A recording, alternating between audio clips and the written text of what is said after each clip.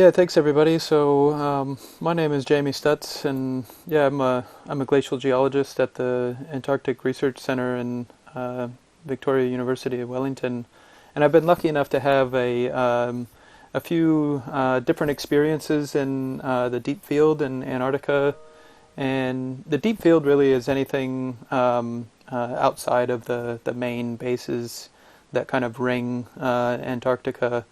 And yeah, some of the things we do there, some of the experiences we've had, just in chatting with other Antarcticans, are really really similar to some of the things we've been experiencing during this lockdown phase of life. And we just thought it was really interesting that there are all these kind of really interesting similarities, but also like really big differences. So I put this little video together just to make an attempt to capture some of that stuff. And so how this is going to run, basically, I'll run us through just a little bit on how we get down to Antarctica, some of the stuff we do kind of in preparation. And I'll break down a couple of different types of deep field camps, and then we'll get into the juicy bits, the more personal kind of video diary that I've been filming myself over the last few years, and then just try to bring it home as we kind of take that experience of isolation and some of the mindfulness and the personal growth that we've had, and apply it to maybe what we'd call the new normal, and that would be post lock-in life maybe. So without further ado, we'll crack into it here. This is just a nice little intro, watching the clouds pass as we are at a deep field camp at Seipel Dome. But of course, we're not the first ones to kind of go down to Antarctica and endure isolation for kind of exploration or for science. But of course, the heroic age, more than 100 years ago now, these folks really endured it. They had deep field all over. The whole thing was deep field at that point. Very few main bases, but of course they were able to survive, in some cases thrive, and in some cases endure some really terrible hardships. So yeah, not without any of that. And I point to one event in the heroic age that among a million, really, you just kind of scour the history books for this stuff, and it's out there all over in plain sight. But one that struck me really strongly was the case of the Endurance and Shackleton's expedition, 1915, where the ship got locked in sea ice, and oh geez, they had to abandon ship, spend a winter in Antarctica, really grueling time. And even then, they were fully aware of their mental needs, and the importance of keeping a positive attitude and moving forward. So when asked to collect their things, every person on the expedition got a couple of pounds of their own personal gear, and the meteorologist at the time had a banjo, and Shackleton really enforced that the banjo stay on. So he mentioned that it's vital mental medicine and we shall need it. So dating back to the heroic age, we still are fully aware some of the needs that we have down there. And of course the whole team signed the banjo, and it was clearly a big ticket item there. So we'll just quickly start kind of the modern Antarctic journey, and in a way is similar to the heroic age. But yeah, it starts with planning. It starts with curating an idea and putting it into play. And for us, that happens at the university. This is a Victoria University in Wellington. And so from there, we take our idea, we take our planning, all this work that we've done with Antarctica New Zealand and some of our other collaborators, and we launch a mission from Christchurch. So they're just there by the airport in Christchurch. There's the Antarctic Centre where we can pick up all of our gear. We can load ourselves on pretty amazing aircraft, cargo jets or airplanes from the New Zealand Defence Force or the U.S. Air National Guard. A couple of different options there with the big jets, or even a passenger airplane if you're lucky, and then the classic Herc, and these are big birds. They carry their own birds, so there's a helicopter in there, and yeah, it really gives us that first view of Antarctica from the sky. So we'll just take that quick flight, and we'll pop on down to Antarctica, and we'll land on Ross Island, near Ross Island. We'll actually land on the sea ice there, or the ice shelf, where we've had a runway, and we've got a couple of big cities. So the Scott Base and McMurdo Sound there on Hut Point Peninsula. Here we'll just take a quick zoom into the New Zealand base, Scott Base. And like I said, these are the big cities of Antarctica. So this is really where you get your the big city vibes. Lots of buildings, lots of big trucks moving around, gear moving all over the place, heaps of different types of people, all kind of getting close for movie night, or getting out on the roads on some of the fat bikes to get for some exercise.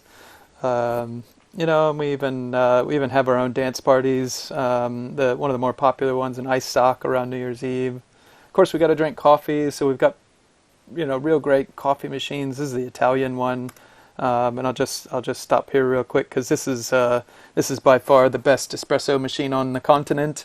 Haven't had them all, but I think the Italians, have got that claim. You also find yourself doing house mouse work as it is, cleaning up the house. You might be doing that at the moment. Antarctica is a kind of a cold, dead place, so it's also good to have some of your have some greenery around. This is a fake tree and fake greenery in the Korean Jangbogo station. But really, really useful. Just to see some green is really powerful. And of course, you got the gym, so you gotta keep your fitness about. And the other thing we do in the big cities there is we prepare for the deep field. So we get all of our sleeping kit together. We do some team building where we test out the cookers and get our rope work, glacier travel kit together, and even take a night out on the ice shelf close to the main bases there. And once we're all kind of trained up and we've got all of our gear together, we'll fly out to any site that we're interested in. And so that's kind of driven by the scientific question at hand. And so if you just on the left side of the figure here is West Antarctica. Kind of down the middle is the Transantarctic Mountains, and that kind of splits the continent in two. And to the right there is the East Antarctica, or the East Antarctic ice sheet. And one of the more powerful images for me as a scientist working in Antarctica is the modern day ice flow from the very high points all the way out to sea. So what you see here is a map of the surface velocity and the speed that ice is traveling over the continent, and you'll see almost like distinct fingers that reach all the way up into the high and low velocity areas. So the white areas towards the middle of West Antarctica, the orange areas in the East Antarctica, that's where ice is not flowing too fast at all. Whereas the blues and the pinks and the purples, that ice is flowing very rapidly, almost like rivers of ice, and we call these ice streams. And these act as the main channels for the natural process of overturning of mass. So snow falls on the high and dry areas, and it then melts out as the ice meets the ocean, and that's just part of the kind of natural process. But depending on what your science question is, whether you're interested in the long-term evolution of the ice sheet, or you're interested in the ocean beneath the floating parts of the ice, really dictates where you go for your deep field work and what type of work you're ultimately going to be doing. Now, I do highlight big deep field here because there are two different modes of deep field camp, one being big and one being small. So the big ones are those people up, the population maybe over 50, 30 to 50, maybe even 80. whereas the little ones we'll get to in a minute. So this is what your deep field site might look like, just flat white, and then a big old cargo airplane will bring all your gear out and unload it. It's really exciting to watch the cargo come out the back end of the Hercules aircraft there, the LC-130. So that's more than a ton of material there, that all of our gear. And I'll further break down the big deep field camps into two different types, and this one's going to be the commuter camp. So we can tell that this is a commuter camp because it's got a couple of aircraft right there waiting to take some scientists away to do their work far from camp. And so on the left we've got the tent city. So those are all the individual tents, the little bubbles that I'll get into in a little bit. The bigger tents towards the middle are all the science tents, and the big one there is the galley. You'll also see some cargo lines, and of course the airplane. So this is a commuter camp. You're going to fly out in all directions to, for example, for the work I was doing, we're installing GPS sensors on bedrock. Now bedrock is only poking up in little areas, so we've got to fly to get to those. And the other type is kind of work from home, so that'll be similar to what we're enduring at the moment, is kind of doing our work from our isolated place. Now, this work from home deep field camp, this is over a drill site. So here we're taking a drill rig, and that's sitting on top of the ice. We'll drill through that ice. We may be able to put a few sensors down into the ocean cavity beneath the floating ice and understand a bit more about the oceanography there. Or we'll launch a deeper time mission where we'll drill through some of the geology to understand the long-term impacts of or the long-term changes of the Antarctic continent, more or less. Now, at these big deep field camps, obviously there's more people. You're going to have a bit more space. You may have access to some wonderful musicians. In this case, playing a violin for us in the science tent. You'll get this really wonderful camaraderie and community around some of the holidays, and you'll have access to a huge amount of food and more modern kind of bathroom situations. So really fun. And then the little deep field camp. This will probably work for groups less than 10. I've gone into the deep field with groups as little as 4.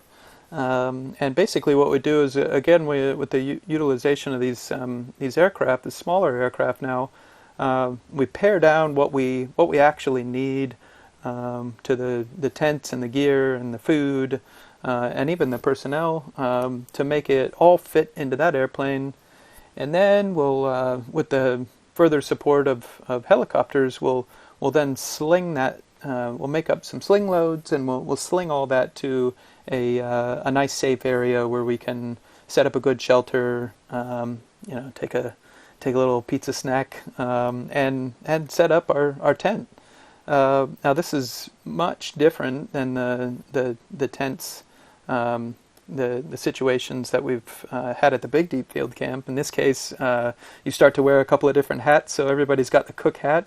In this case, Beatrice, our trusty mountaineer, is also making us dinner, so she's got lots of skills. And the space is much different. So here's our big galley, our collection area where we get to hang out and eat and discuss, and it's just about enough for about 4 folks in there. So the sense of space is much different. Of course, the toilet situation's a little different. Hey everybody. Yeah, so welcome to the toilet tent. So this is where we go to the bathroom. I'll just give you a little tour here. We've got our pee. So that's just a little funnel here, and a little barrel here, right there, and then the other one there is the poo bucket. So what's really important here is that we've got the solid bucket underneath here, We've got two nice big solid plastic bags, and then a nice comfortable seat, and we keep a little top on it so it keeps the smell down. And I won't open the top because everybody knows what that looks like. So yeah, but that's the deal. I've got a nice little table here. Typically this rock sits right on top here, so we don't have any messes. We've got our little toilet paper and our hand sanitizer to keep us nice and clean. So yeah, quite a comfortable situation, and yeah, I'm gonna go for it. So that's kind of funny, but yeah, that's one version of a deep field little field camp toilet tent, and here's an image of another one. This is very simply a wind wall around a bucket, where you get to do your business, and they're all different, not better or worse, but some are a bit more comfortable. Some have a better view, like this one, for example, would probably have a beautiful sweeping view of some mountains and some ice. So yeah, some trade-offs there. And yeah, so another aspect of these field camps, and I mentioned it earlier, about your own personal tent. And so for me, this is a direct translation to the life we're living now. Your bubble is very clearly defined. There's a bit of more social engagement in the field camp versus the life we're living now, but that sense of isolation and what you end up focusing on, it all is manifest in the tent, in your bubble. And so I just wanted to share some video diarying that I'd done. I've just taken some extracts from, maybe 60 nights in Antarctica, and I've recorded them all. I've just kind of pulled out the juicy bits that really show that in those moments you're really in the moment. You're actually mindful of what you've done that day. You've recapped, and this is diarying in general, but I don't diary in my normal life. So yeah, just to highlight that we are really acutely aware of our present state, and I think that's a really normal and powerful thing. So I'll just define the bubble here for us, and then we'll crack into some of the funny bits from my time on the ice. So this is just walking over to my tent here, and of course this has got all the sleep kit and all of your personal gear, and it's where you get to sleep. So really wonderful place. Really great to be back in the tent after a couple days in McMurdo. Back in my tent, my sleep kit and all that stuff, and yeah, just ready to go. Got most of our cargo in line, and yeah, really that was about it. Just it's really still kind of hitting me that I'm here, and in this amazing landscape, at the kind of at the head of the Union Glacier in the Ellsworth Mountains. So yeah, just trying to bring that in and focus on the job at hand and all that. So it's kind of weird. Yeah, all in all, great day. Epic meals. We had a birthday party tonight. It was really cool, and then yeah, that was about it. It's really awesome to be here. This is a really good camp, and a lot of fun, and some really cool people. Yeah, so great day, and fog's moving in, and snow and stuff like that. So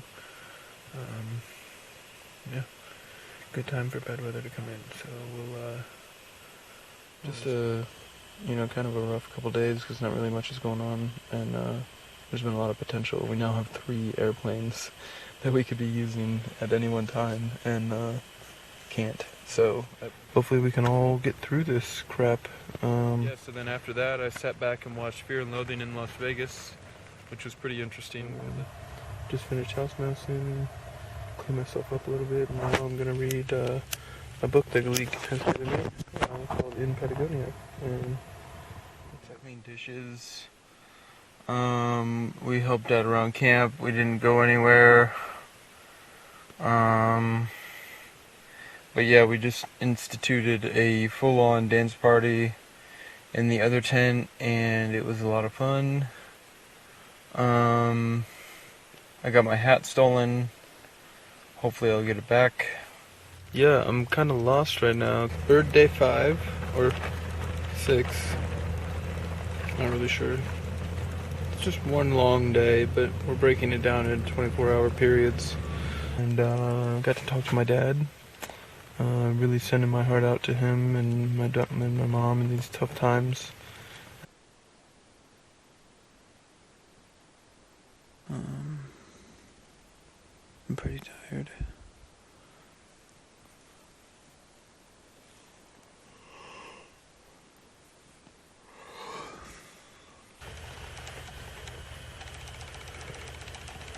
About a half an hour ago. Twin. Alright. Haley. Walked up down and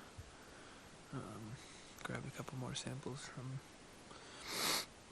Oh, I washed my hair today, so for the first time in a week. That was kind of cool. It was getting kind of itchy, so probably the most epic day in Antarctic history for me. And then we left the evening way, so yeah, this one will be memorable. Haley, Camp Day 11, January 30th, 2010. Doesn't get much better than this. Yeah, so Hughes Bluff, Camp Day 12. We nailed it today. Yeah, it was just all around really, really nice. So we're essentially done. That was just about it.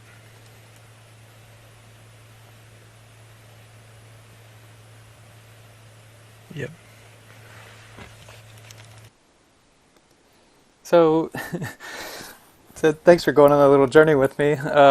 Yeah, quite a personal sharing there. Maybe too much, I don't know, but yeah, just hopefully it gives you some sense of what's going through our brains at the end of the day of either working or not going anywhere, or getting everything done.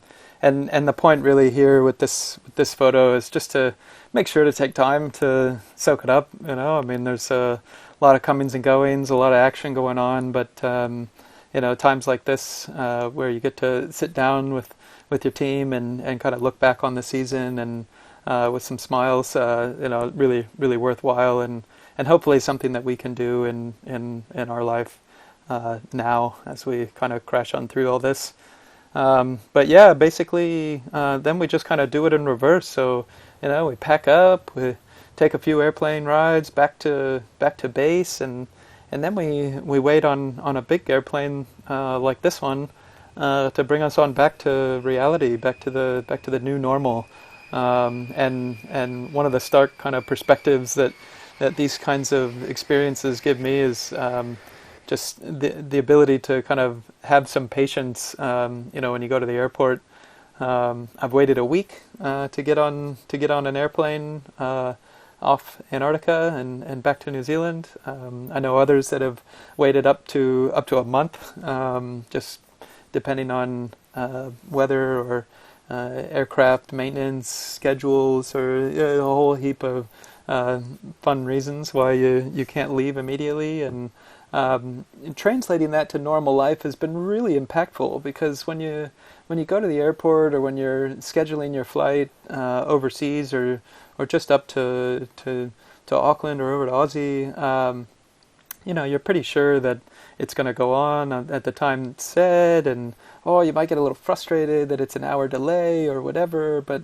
having this experience and having this ability to just kind of carry on, even though your plans have been disrupted, I think is really powerful, and can really kind of help enjoy the time a bit more. So just kind of end here with another quote from our friend Ernest that this was come at a time where these guys again, this was winter, this was New Year's Day.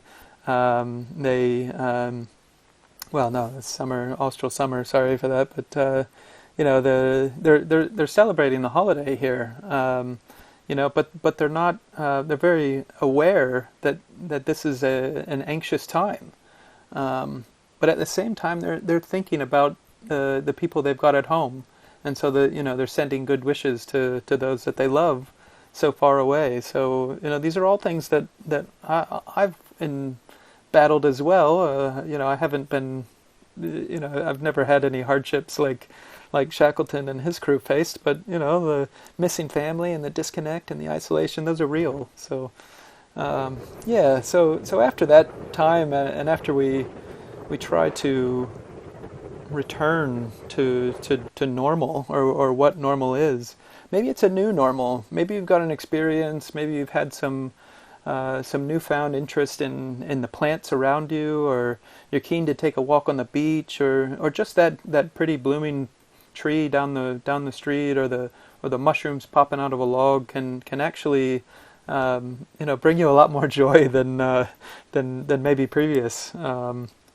And for us that work there in the austral summer, we don't get a sunset.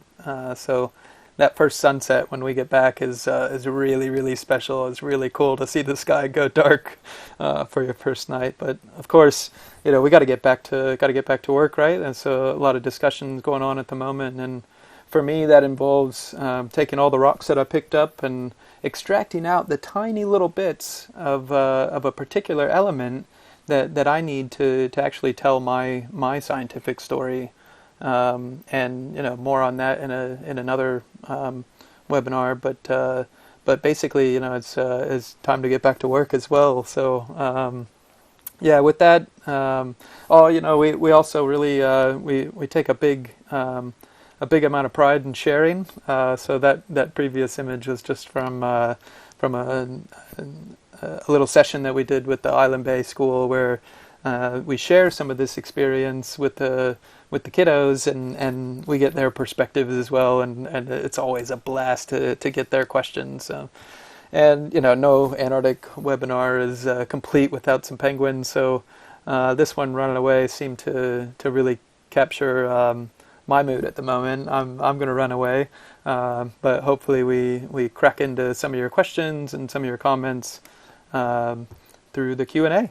So yeah, thanks for your time, thanks for your attention, and I'll be really pleased to answer some of your questions and have a chat.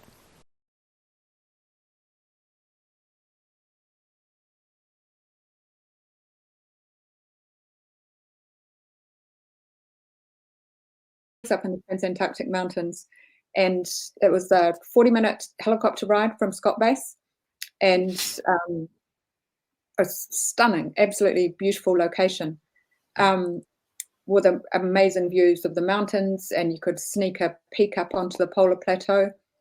But the first night, a blizzard came in, and so we were in this remote location with a whiteout, and I was alone in my tent.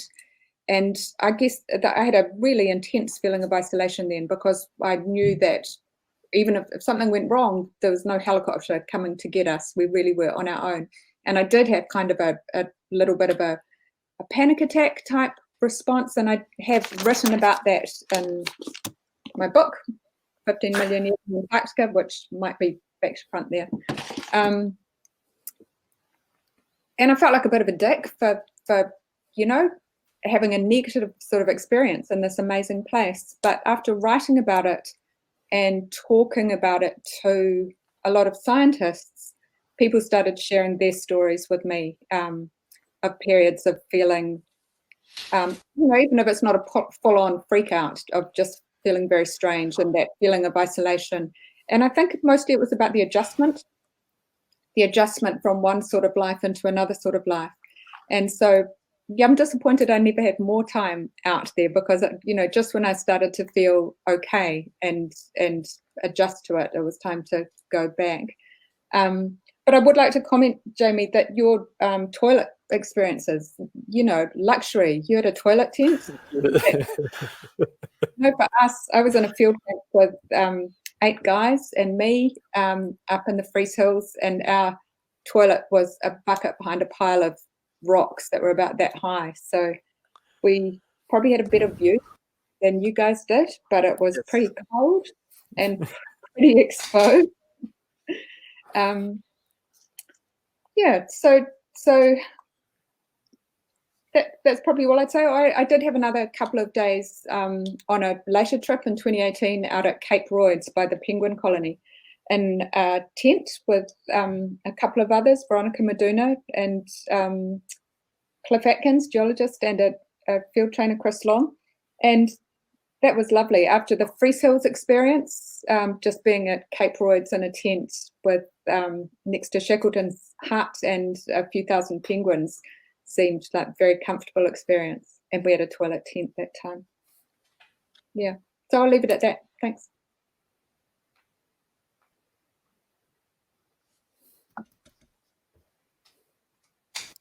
Georgia, we're not hearing you. Sorry about that. I think we have realised as well that the Facebook questioning possibly isn't the best way either. So we're wondering if you could email any questions you have to webmaster@antarcticsociety.org.nz. Sorry, let me confirm that email address.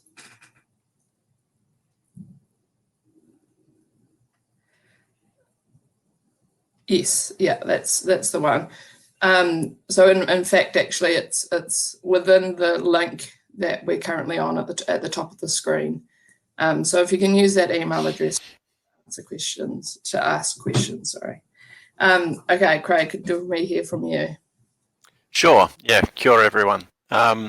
Hearing me okay? Is that good? Sweet.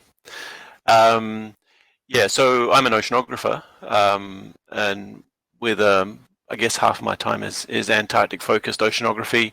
So I thought I'd talk a little bit about some of the differences and similarities to Jamey's experience. I've had 13 trips to Antarctica, and so I fly down, which is not very oceany of me. And I've never sailed down to Antarctica, but I've done quite a few voyages around New Zealand. And I guess I have spent 5 weeks in a tent, which is not your normal oceanographic. I didn't train for that, as it turns out. It takes about 7, maybe even 10 days to sail to Antarctica, right? So you sort of weigh that up. You can maybe spend 5 or 6 days in Christchurch waiting for good weather, or you could be throwing up on a ship in the Southern Ocean. And while we're here, I just put out a shout out to a colleague, a technician at NIWA, Sarah Searson. She literally arrived back in New Zealand from the Korean icebreaker, the Aron, yesterday. And so they departed late February, when things were uncertain, but ramping up, and there were some quite strict issues about getting on board the ship. There was really only her and one other person were allowed on board, and then they've brought back a bunch of people from a couple of bases in Antarctica. So those folks have returned to quite a changed environment. So just sort of sending them my goodwill and thoughts and thanks for all their science. Just a couple of oceany differences, and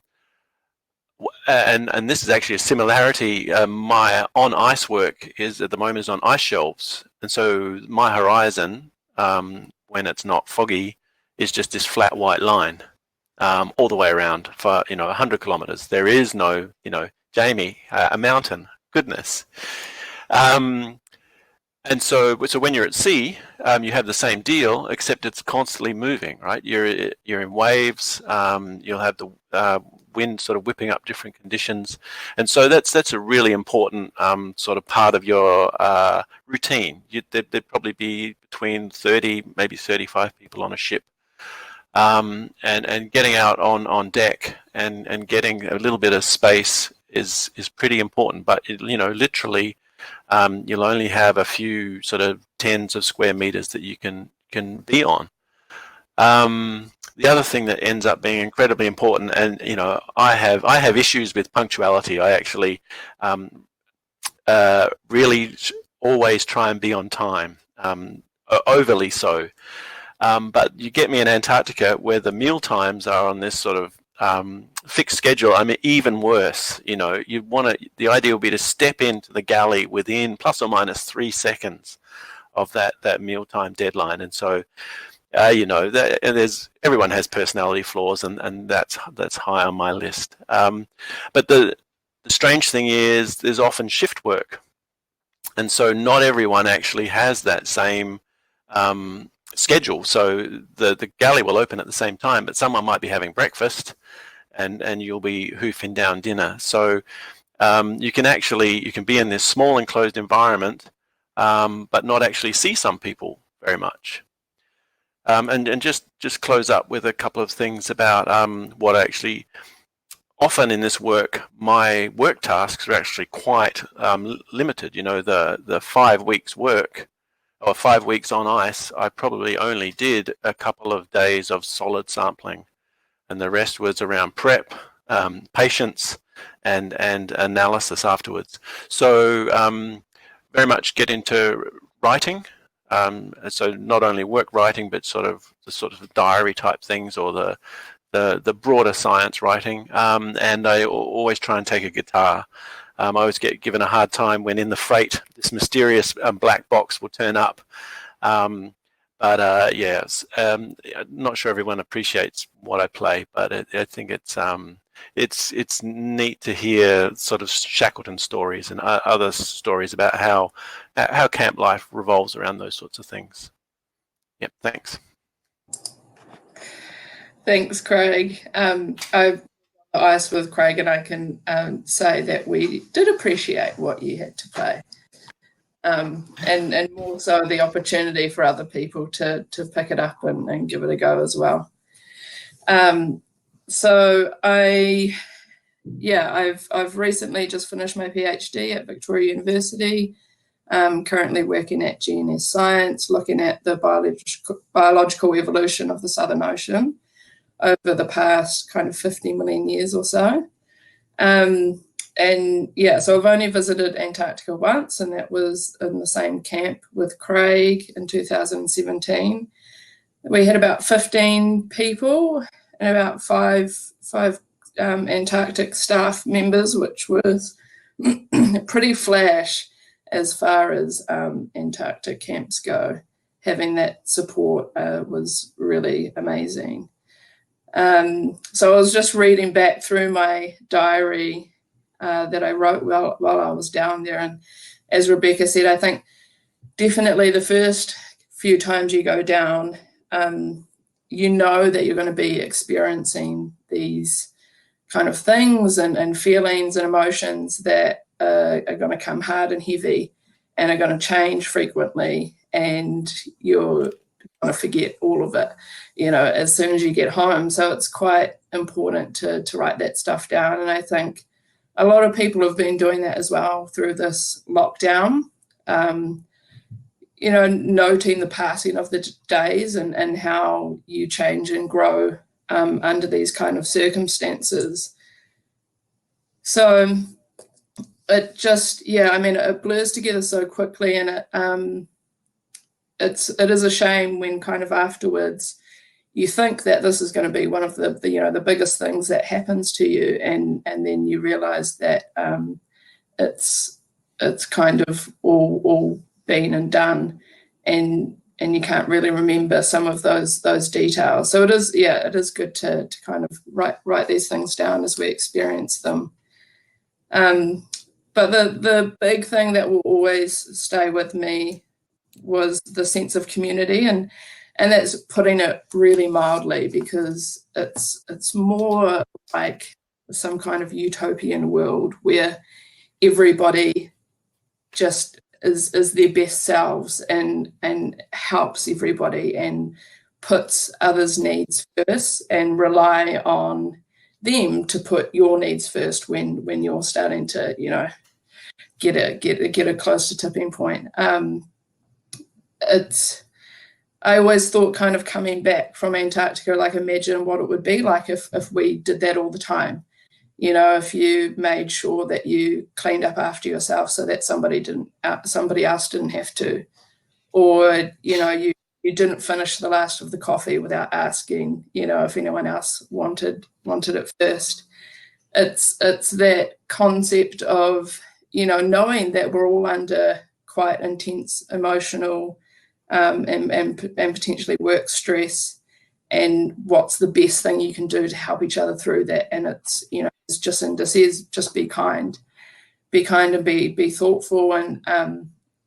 And we see that like all the time at the moment when you go to the supermarket and people are, you know, making sure that the elderly or, you know, people at risk have as much support as they possibly can, and strangers helping strangers. And, you know, it's a bit of a shame to think we will come out of this and eventually we'll, you know, just go back to our kind of almost more isolated lives because we stop caring about each other and our wider community more. So yeah, I mean, those are my thoughts on Antarctic isolation and our current situation. Yeah, so over to you, Natalie. It looks like we've had a few questions that have managed to come through. Yeah, I've got questions coming in from various left, right and centre, so I'll try and manage them as best I can. So first one, Jamey, for you, from Barbara and perhaps from another family as well. Could you give a bit more detail, please, on what the focus of your research is? Yeah, absolutely. Oh man, yeah, pleased to answer that one. That was a setup question, surely. Yeah, yeah, so I tried to provide just a little bit of perspective on my work from this side of things, back here in New Zealand and in the lab. But basically what we do is we try to go along the margins of some of these really large ice streams, these rivers of ice that are draining the ice sheets down to the ocean.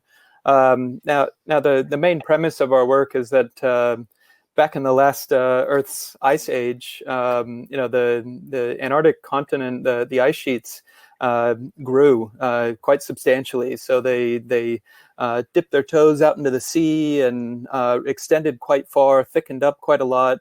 And so the rocks that we work on along the sides of the glacier kind of hold a record of that thickening, but then also the thinning as it thins and kind of undergoes some melting. But as it does that, it drops these little rocks off to the side, these little rocks that have been entrained in the glacier, that it drops them off to the side. And we use a really cool technique called cosmogenic surface exposure dating, where we can actually figure out when the glacier dropped the rock off. And that comes from all the chemical analyses and a lot of the work of some other people dating back over 100 years. You know, we're standing on shoulders of giants here. So basically what I try to do is reconstruct a glacier through time. And the beautiful part about that is that when we look to the future, we can look back on these history pages of Earth's climate and history, and it gives us a kind of a playbook of how these melting events have gone on, how long they last, and gives us a little bit of insights into going forward. Great, thank you, Jamey. Now we've got a question or two-part question from Erin, who is 11. Erin wants to know, I'm not sure if it's how many penguins or how many species of penguins there are in Antarctica, and do they steal your food or can you feed them, please? For anyone who knows the answer to those ones.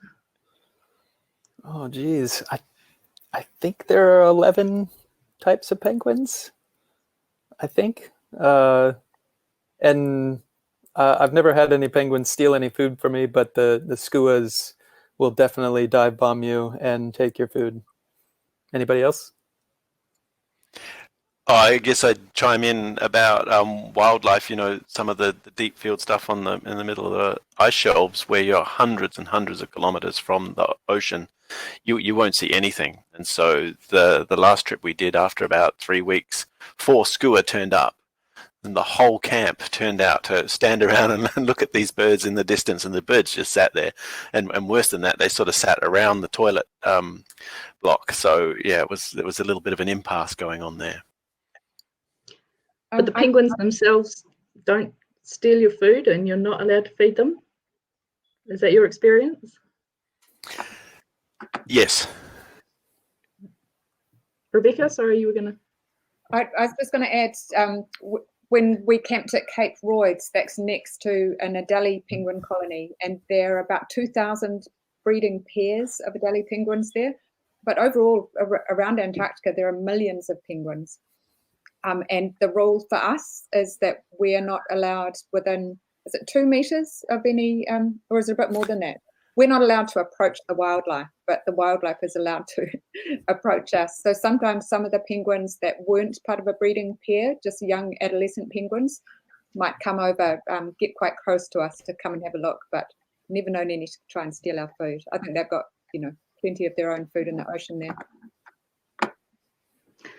I've got a message of thanks from Shirley to all the speakers for your thoughts and insights.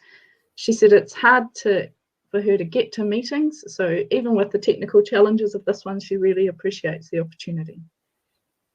Thanks. A question for anyone who's spent time in an orange tent: does the days, 24 hours a day of orange light get to you? I can answer that one. Up until the last season I slept in either containers or quite old, really solid canvas tents, and they were fine. This last season I did was in an orange bubble tent like Jamey showed, and I slept really badly, even with a mask on. It's just like, the whole world was orange. And just to offer I've been in a red tent before, and that was terrible. That was by far the worst. You just go around with this red feeling in your brain. The yellow is far brighter and a bit more optimistic. All right. From Richard, does anyone know, are the Italians still building a runway? Yeah, I think it's just about done. Okay. Anyone on the next one? Best and worst parts about Antarctic life? Ooh. Georgia had a nice answer already. Those are the best parts. The worst parts, the toilet situation isn't great.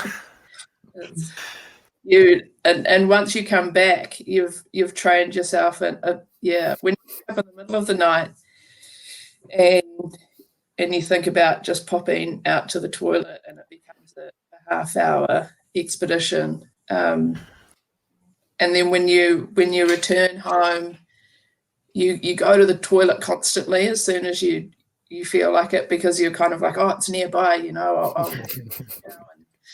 and it takes a long time to train yourself out of that, to not just jump up every time you start to feel like you might need to go. So I think that was my worst parts. Oh yeah, I guess I'd chip in there, and lots of us would say that versions of the same thing.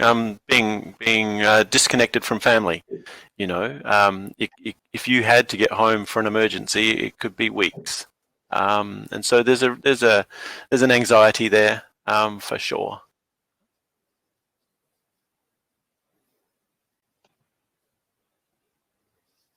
Rebecca, we can't hear you.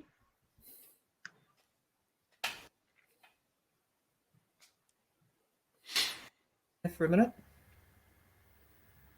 I still can't hear Rebecca. Oh, okay. Sometimes there's a wee lag. I'll try to jump in here while we get that sorted. I mean, for me, my favorite part is kind of the journey and the people. It's different every single time. The people you go with, the people you meet, the people you share time with is different every time. But we've all got this weird kind of bit of crazy in us that allows us to kind of instantly engage and kind of try to understand each other's history and why we're here, where we're from, all that stuff. Really, really fun stuff.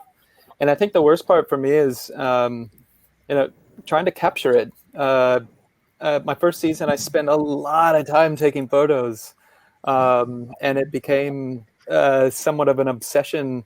And since then, I've kind of dropped that a little bit. And what that means is that I don't have as much of a record for the future.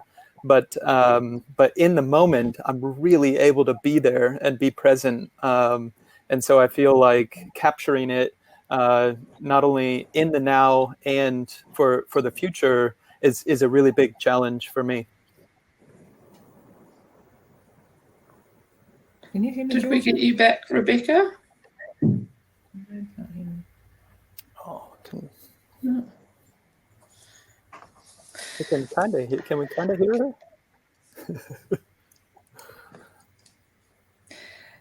Anyway. In the meantime, the next question, who's got a good story of animal interaction? Oh, go on. Natalie, tell us about seals and snot. Okay.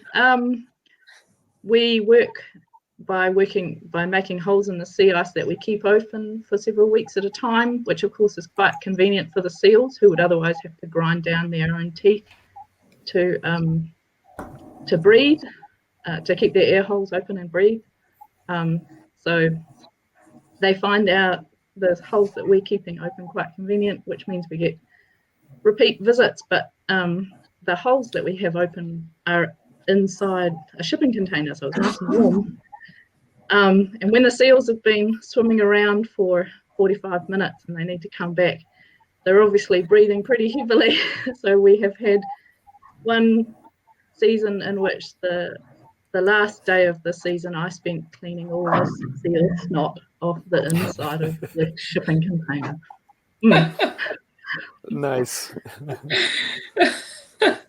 Oh, Okay. That sounds like a lot of fun. Jamey, tell us about the bird glacier. Oh yeah, the bird glacier. So yeah, it's kind of the biggest outlet glacier out there that's kind of draining from more or less the South Pole through the Transantarctic Mountains and contributing a lot of ice to the biggest floating mass of ice out there, the Ross Ice Shelf.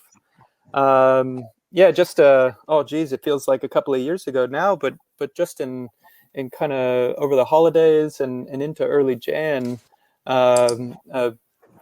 colleague Sean Eves and I participated in a little field expedition to the upper Bird Glacier, where we collected some more rocks to tell the long-term history of that glacier. Now, it's, I think, prior to one of the more recent studies of the shape and the elevation of the bed of the ice sheet, the Bird Glacier is one of the lowest points on Earth, and the glacier is actually carving a huge hole right through the Transantarctic Mountains, and this glacier is over 25 kilometers wide.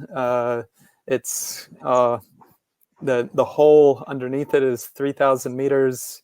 There are big mountains that are 2,000 meters above sea level around it, and so that's kind of my current task is to understand the long-term history of the Bird Glacier by looking at the deposits that it dropped off since the last glacial period.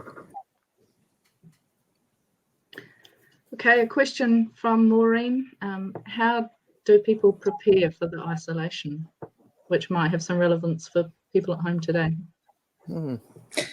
Yeah, I was wondering whether that was this isolation. There was a similar amount of preparing as going down to Antarctica, although it did take me a week to realise that I had been in isolation before under much colder circumstances, and I think at that point I started to enjoy myself a lot more, knowing that it could be worse.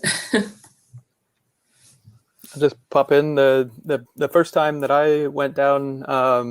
I was lucky enough to have an awesome supervisor, Terry Wilson. I think maybe he's joining us at the moment. And really, I looked to her for guidance. So she had done it, almost 30 times prior, and really gave us some great insights into how to prepare yourself. But like get some books ready. Maybe bring your music with you, and things like that. But the preparation was all really practical. So it was all about getting your gear right. Maybe thinking about some things from home that you'd like to do, and maybe setting up some plans with your loved ones about how we're going to contact each other. I've had a lot of experience with some things working and some not working. Ultimately, to converse with my partner, we just started emailing questions back and forth to get to know each other. When I first went down, I disappeared for 3 months after our first date, and so we sent questions back and forth, and that was a really lovely way to kind of prepare, but also kind of endure the time.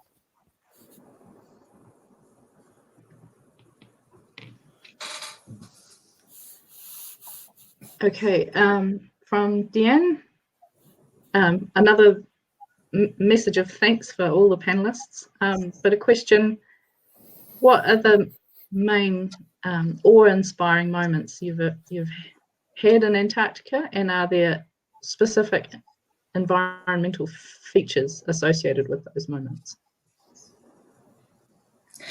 I think definitely the stepping off the plane, and that breath of your first cold air that generally makes you explode into a coughing fit.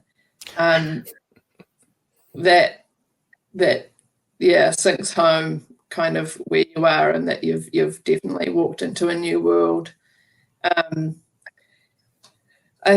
think the looking out at the sky and the land at kind of 3 a.m. in the morning when the sun's still up, and being able to see the ocean, that was quite important for me. There's obviously around Scott Base, there's a few hills you can climb, and once I got up and was able to see the ocean, I felt a huge sense of awe, seeing that end of the sea ice, but also a massive sense of comfort, knowing that in fact it wasn't too far away from home.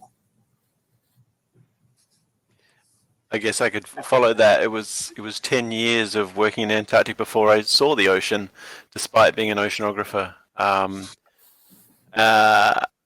But a highlight for me was a helicopter flight from the Italian base, which is about 300 kilometers north of Scott Base, along the front of the Nansen ice shelf. So it's like a little baby ice shelf, but spectacularly beautiful. And then we crossed the Drygalski ice tongue, which is the largest floating glacier left in Antarctica, and it's just beyond belief. Miraculous views, mountains, oceans, glaciers. The whole geophysical world there in front of us was just fantastic. I was squealing in Italian, so the pilot knew what I was going on about. Except he was a Kiwi, so it didn't get me any points. That's right. I'm not sure. It's tough to pick, really, but I think, I kind of agree loosely with Georgia that the first step off the plane is pretty amazing and memorable. Those helicopter rides can be pretty incredible, but the from my video from before, we had this one day where we took a really incredible flight along the Ellsworth Mountains that actually tourists pay tens of thousands of dollars for, and we were going to service a scientific instrument. That flight was amazing. We got back to a professionally prepared lunch, and then we took our snowmobiles off to a couple of our other sites that were local to our camp, and that's where we encountered this wind scoop that I showed. And it was kind of my most epic day. This wind scoop is where the ice meets the rock, and the swirling nature of the wind actually etches out that ice away from that rock and created this kind of sideways cyclone, if you will. But really surreal. I'll never forget it. And so I think that's the one for me.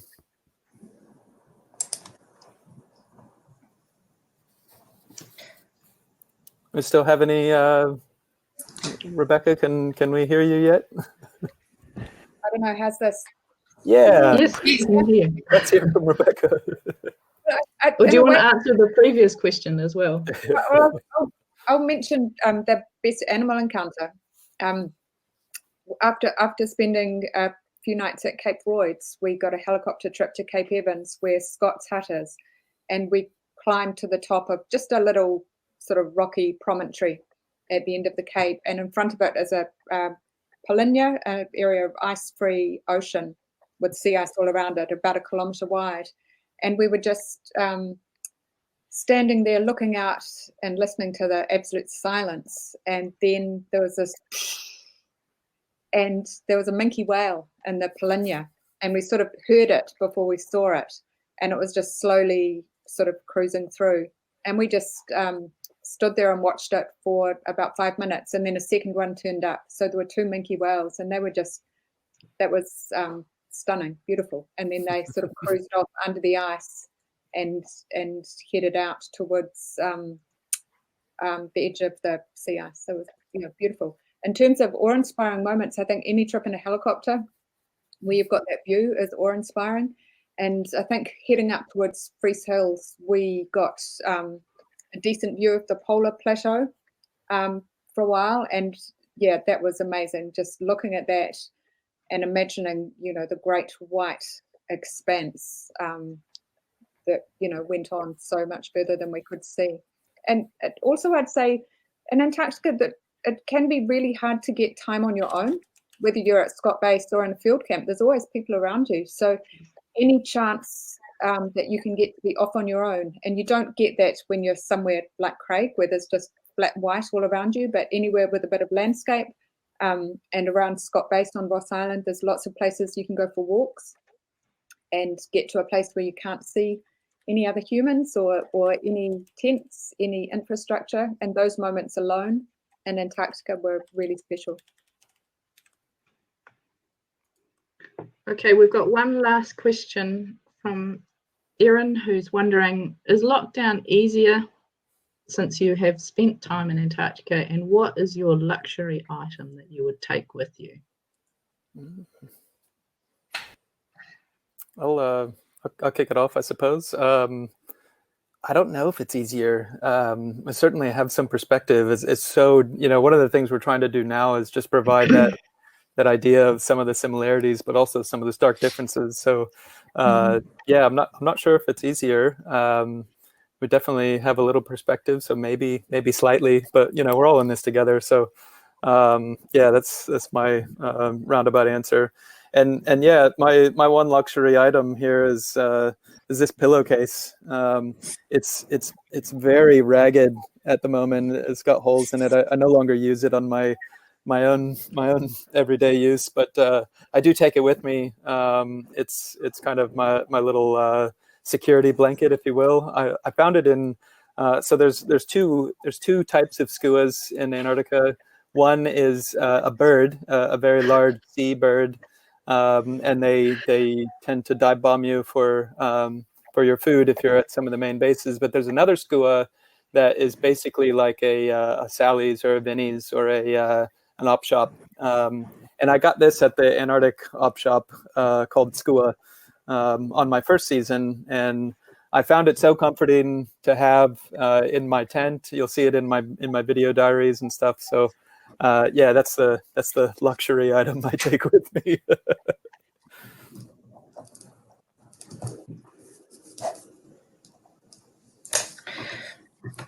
I can definitely. I think Jamey and I had discussed what some of those differences are, and one of the key things was that we choose to go to Antarctica, and none of us really got to choose this. So I think that makes it easier when you go to Antarctica, and you also have an end time.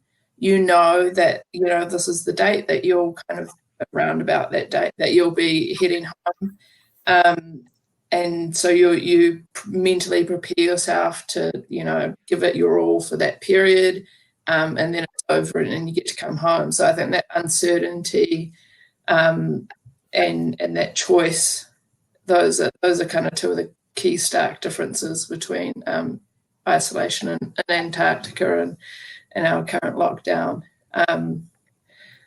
Yeah, my luxury item, I think I took a lot of socks. That was my key thing. Socks and underwear. I was determined not to wear one pair twice in a row, which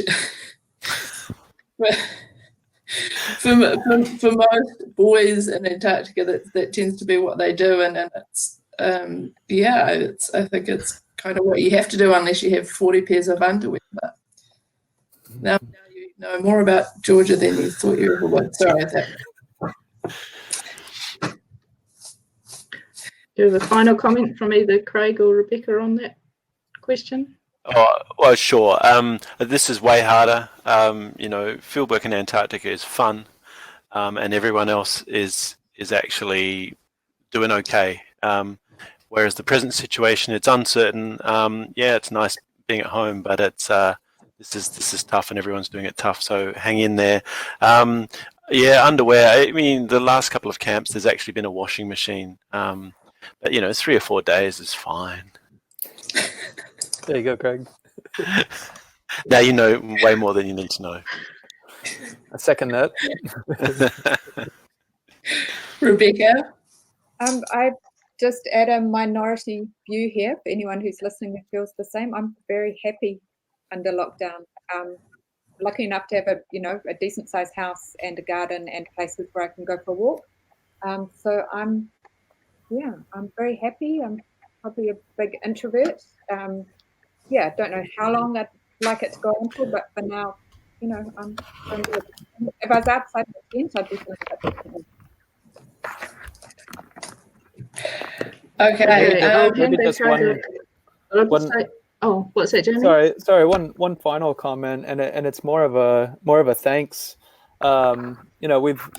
We've seen incredible kind of heroism of folks in the essential services sector, and us kind of scientists here.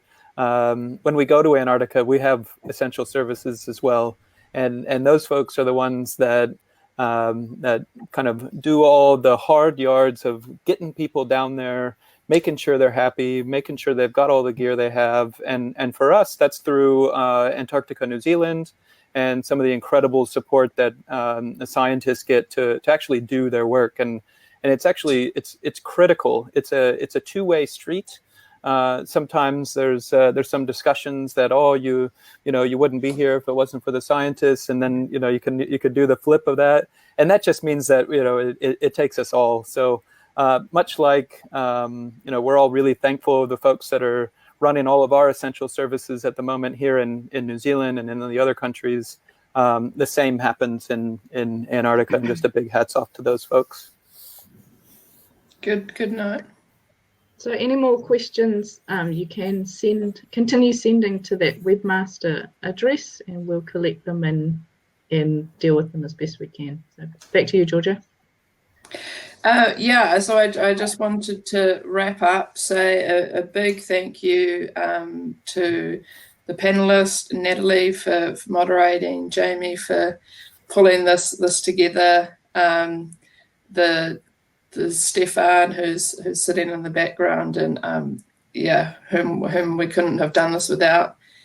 And thank you to all the listeners. Thank you for bearing with us. We will definitely continue working on these kind of glitches that we're having with the system. It was our first go, and definitely not the most tech savvy people. So yeah, I think we're massively pleased with how well this has gone, and we hope that you've enjoyed it. We will probably try and do a kind of continued Q&A session, and we'll also, as Linda said at the start, this is the first of kind of mini series, and I'm sure we'll just get better and better at it. Again, just a big thank you for spending your Saturday. If anyone didn't see the Go Further South slow TV yesterday, it was a 12-hour documentary on a boat trip, maybe the only boat trip that Craig will ever take to Antarctica. But it was absolutely beautiful. I watched parts of it, and I'm saving it for my day tomorrow. But that was, so I imagine, on TV and Z on demand. So get onto that. And again, the Antarctic Society is a great place if you're interested in Antarctica, or if you've been to Antarctica and you want to be able to talk to other people. I think it's a thing that definitely does change your life, and you come back and sometimes you lose contact with those people. So please go along to our website, New Zealand Antarctic Society, and sign up if you'd like to be a part of that group and do more things like this. Linda, did you want to finish up with anything? Yeah, I popped the line through. I thought I had to sort of disappear. But I just wanted, as the president of Antarctic Society, reinforce what you've just been saying too, Georgia, is come along and join up. That wonderful magazine that Nicholas Flaherty is our editor, and the comms team have done a fabulous job of, and that came out in February. And there's also this whopping great Antarctic map. I had it out on the floor yesterday when the Go South or Go Further South was on. I had it as a backdrop to the whole day, but I actually opened up the map on the floor, and it takes up like 1 meter by 1.2. And I can certainly concur with the comments you were making about what you bring back and what it's like being down there. And I remember even in 2012, when I was down there the last time doing the painting voluntary work with Antarctica New Zealand, I was down there for 5 weeks and scraping and painting the windows and so on at Scott Base. And every so often, Ross, funnily enough, the guy that was working with me on the planks was called Ross, as we looked out on the Ross Sea. We had to remind ourselves where we were, because we got so embroiled in put up this, don't let the paint drop, all those sorts of things, and into the routine of dinner, showers and all sorts of things, that you tend to sometimes forget the amazing place that you are. And I share with you that. And right at the beginning, someone said, I think it was you, Rebecca, you were saying that you had only been in a tent for 2 or 3 days or something of that nature. I remember the first time I went down there, we were part of the GCAS, which people can do at Canterbury University. It's a multidisciplinary program. We went down, there were 17 of us. We were the inaugural group of 17. And so we were being watched quite closely, but we spent just over a week out at White Island in tents. And we spent, I think it was about 3 hours, as Peter McCarthy, who I noticed was actually on the thank yous of yesterday's Go Further South, spent 3 hours trying to figure out where was the safest place, given that he figured there was about 150k katabatic wind about to come through, and we were going to be there for 7 or 8 days. So, and I share, and thank you for reminding me too of some of the experiences of being down there. But thank you, people. I think that everyone will forgive any technical glitches for the sake of the benefit of what you've just put in front of us today. So thank you. Awesome. That's me. Gone. Thanks, Thank everybody. you, everyone. Cheers. All right. Bye.